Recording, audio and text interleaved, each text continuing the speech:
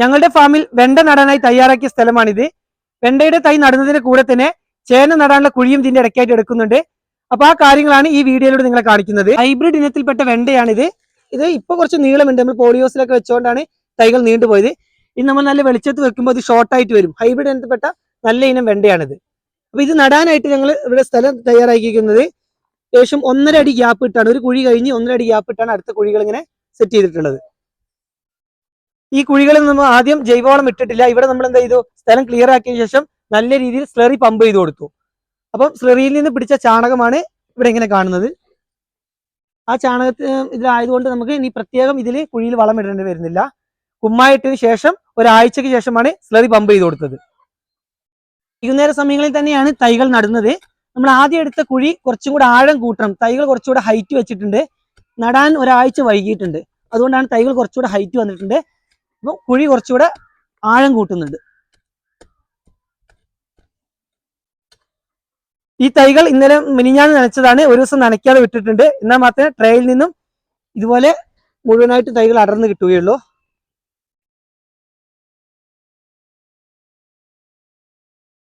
ഇതധികം പടർക്കാത്ത ഷോർട്ടായ വെണ്ട ആയതുകൊണ്ടാണ് 1.5 അടി ഗ്യാപ്പിൽ നടുന്നത്. ഇപ്പം മറ്റു തൈകൾ വന്നിട്ട് തൈകൾ തമ്മിൽ കൂട്ടി തട്ടുകയോ അങ്ങനത്തെ പ്രശ്നങ്ങളൊന്നും ഉണ്ടാവുന്നില്ല. ഒരാഴ്ചക്ക് മുന്നേ തന്നെ സ്ഥലത്ത് നല്ല രീതിയിൽ കുമ്മായം ഇട്ടിട്ടുണ്ട്.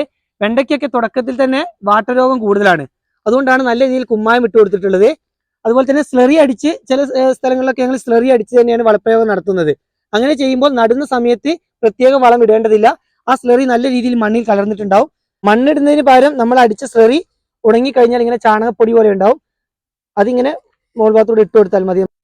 ഇപ്പം ഇവിടെ ഒരു തൈ വെച്ചു കൊടുക്കുന്നുണ്ട്. വെണ്ടയുടെ ഒരു തൈ ഇവിടെ നട്ടു കൊടുക്കുന്നുണ്ട്. അതിന്റെ അടുത്തായിട്ട് തന്നെ ഇവിടെ ഗ്യാപ്പ് വരും. അതായത് 2 ഏരിയ തമ്മിലുള്ള ഗ്യാപ്പിലാണ് ചേനയ്ക്കുള്ള കുഴി എടുക്കുന്നത്. ഏകദേശം ഇത്ര വലിപ്പമുള്ളൊരു അരടിയും ഏകദേശം 1 അടിക്ക് അടുത്തുള്ള കുഴിയാണ്. 1 അടി വീതിയും 1 അടി നീളവുമുള്ള ഒരു കുഴിയാണ് ചേനയ്ക്ക് വേണ്ടി ഇവിടെ എടുത്തിട്ടുള്ളത്. ഇങ്ങനെ ഇടയ്ക്കിടയ്ക്കാണ് ചേനയ്ക്ക് കുഴി വന്നിട്ടുള്ളത്. നമ്മളിപ്പോൾ ഈ ആഴ്ച തന്നെ ചേന ഇതിൽ നടും. ചേന നമ്മൾ മണ്ണിട്ട് മൂടിക്കഴിഞ്ഞാൽ ഈ തൈ വളരുന്നതിന് മറ്റൊന്നും ബുദ്ധിമുട്ടുണ്ടാവില്ല. ഏകദേശം വെണ്ട വിളവെടുത്തതിന് ശേഷം മാത്രമേ ചേനയ്ക്ക് മുളയൊക്കെ പൊട്ടുകയുള്ളൂ. പക്ഷെ കുമ്പത്തിൽ തന്നെയാണ് ചേന ഇപ്പൊ നട്ടു കൊടുക്കേണ്ടതിനാണ് ഇങ്ങനെ ഇടയ്ക്കുള്ള ഗ്യാപ്പിലൊക്കെ നമ്മൾ ചേന നട്ടു കൊടുക്കുന്നത്. ചേനക്കുള്ള കുഴികളിൽ ഇപ്പോൾ തന്നെ കരിയിലയും അതുപോലെ തന്നെ നമ്മളെ വെണ്ണീറും ചാരവും ഇട്ട് കൊടുക്കുന്നുണ്ട്. അതിങ്ങനെ ഇട്ട് വെക്കുന്നേ ഉള്ളൂ. ഇതിലാണ് ഇനി വിത്ത് വെച്ചിട്ട് വീണ്ടും അതിന് മുകളിൽ ജൈവവളം ഇട്ട് മണ്ണിട്ട് കൊടുക്കുന്നത്. പ്ലാവിന്റെ ഇലയും അതുപോലെ തന്നെ ആടിന് വെള്ളം തിളപ്പിക്കുമ്പോഴൊക്കെ നമ്മൾ ഉപയോഗിക്കുന്ന വിറകിന്റെ ചാരമുണ്ട്, അതുകൂടെ മിക്സ് ചെയ്താണ് ഇട്ട് കൊടുക്കുന്നത്. നമ്മൾ ഓരോ കുഴിയിലും ഇതുപോലെ ഇട്ട് വെക്കുന്നുണ്ട്. ഈ കുഴി ഇപ്പോൾ മൂടുന്നില്ല. ചേന വിത്ത് വെച്ച് ജൈവവളം ഇട്ടതിന് ശേഷം മാത്രമാണ് മൂടുന്നത്. എല്ലാ തൈകളും ഇതുപോലെ നട്ട് ഒരു ആഴ്ചയ്ക്ക് ശേഷം ഞങ്ങൾ സ്യൂഡോമോണസ് ഇതിന്റെ ചുവട്ടിൽ ഒഴിച്ചു കൊടുക്കും. ഈ വാട്ടരോഗം തടയാനാണ് അങ്ങനെ ചെയ്യുന്നത്. കുമ്മായി ഇട്ടത് കൊണ്ട് മാത്രം വാട്ടരോഗം നിൽക്കണമെന്നില്ല. സ്യൂഡോമോണസും കൂടെ ഒഴിച്ചു കൊടുത്താൽ ഒരു പരിധി വരെ വാട്ടരോഗം കുറഞ്ഞു കിട്ടുന്നുണ്ട്. വാട്ടരോഗം കഴിഞ്ഞാൽ പിന്നെ വെണ്ടയ്ക്ക് വരുന്നത്, വെണ്ട കായ്ക്കുന്നൊക്കെ സമയത്ത് പുഴുവിന്റെ ശല്യമാണ്. അതിന് നമ്മൾ ആ സമയത്ത് ജൈവ രീതിയിലുള്ള മരുന്നുകൾ അടിച്ചു കൊടുക്കാറുണ്ട്. ഏകദേശം 200ഓളം വെണ്ടയുടെ തൈകളാണ് ഈ സ്ഥലത്ത് നടുന്നത്.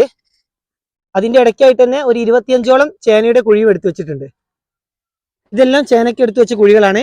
ഏകദേശം കുംഭമാസത്തിലാണ് ചേനയുടെ ഒക്കെ വിത്ത് നമ്മൾ നട്ടു കൊടുക്കേണ്ടത്. എന്നാൽ മാത്രമേ നമുക്ക് ഏകദേശം ചിങ്ങമാസം ആകുമ്പോൾ ഓണത്തിനോടനുബന്ധിച്ച് നമുക്ക് ഇതൊക്കെ കളച്ചെടുക്കാൻ സാധിക്കുള്ളൂ. അപ്പോൾ ചേനയ്ക്കൊക്കെ ഏറ്റവും കൂടുതൽ വില വരുന്നത് ചിങ്ങമാസത്തിലാണ്, ഓണത്തിന്റെ ആ സീസണിലാണ്. കഴിഞ്ഞ വർഷമൊക്കെ നമുക്ക് നല്ല രീതിയിൽ വില കിട്ടിയിട്ടുണ്ട് ഓണത്തിന്റെ സമയത്ത്. അതുകൊണ്ട് ഇപ്പോൾ നട്ടാൽ മാത്രമേ നമുക്ക് ചിങ്ങത്തിലൊക്കെ ചേന പറിച്ചെടുക്കാൻ സാധിക്കുകയുള്ളൂ. ഇങ്ങനെ കരിയിലയും ചാരവും ഒക്കെ ഇട്ട് വെക്കുന്നതുകൊണ്ട് മണ്ണിന് നല്ല ഇളക്കം കിട്ടും. അതുകൊണ്ട് തന്നെ നല്ല വലുപ്പമുള്ള ചേന കിട്ടാൻ ഇതൊക്കെ നല്ല ഉപകാരപ്രദമാണ്. അതുകൊണ്ടാണ് നമ്മൾ കരിയില ഇതൊക്കെ ഇട്ട് വെക്കുന്നത്.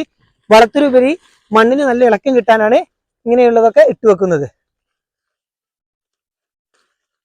2 മാസം കൊണ്ടൊക്കെ തന്നെ വിളവെടുക്കുന്ന പച്ചക്കറികൾക്ക് ഇടവേളയായിട്ട് മാത്രമേ ചേന ഇപ്പൊ നട്ടുവെക്കാൻ സാധിക്കുള്ളൂ. അതുകൊണ്ടാണ് വെണ്ടയ്ക്ക് ഇടവേളയായിട്ട് ഇപ്പോൾ ചേന നടുന്നത്. കൂടുതൽ നിൽക്കുന്ന പച്ചമുളക് അങ്ങനത്തെ ചെടികളൊക്കെ വെച്ച് കഴിഞ്ഞാൽ നമുക്ക് പിന്നെ ചേന പൊന്തി വരുമ്പോൾ ബുദ്ധിമുട്ടാവും. അതുകൊണ്ട് ഇതൊക്കെ പെട്ടെന്ന് വിളവെടുക്കുന്നതുകൊണ്ടാണ് ചേന ഇതിന് ഇടവേളയായിട്ട് ചെയ്യുന്നത്. ചേന പൊന്തി കഴിഞ്ഞാൽ ഇവിടെ മറ്റു കൃഷികൾ ചെയ്യില്ല, പിന്നെ മുഴുവനായിട്ടും ചേന തന്നെ ആയിരിക്കും. പന്നിയുടെ ശല്യം ഉള്ളത് കൊണ്ടാണ് ചേന നമ്മൾ വീടിനോട് ചേർന്ന സ്ഥലത്ത് നടുന്നത്. അതുപോലെ തന്നെ കുരങ്ങിന്റെ ശല്യം ഉള്ളതുകൊണ്ട് വെണ്ട മറ്റ് പച്ചക്കറികൾ ചെയ്യുന്ന സ്ഥലത്ത് ചെയ്യാൻ ബുദ്ധിമുട്ടാണ്.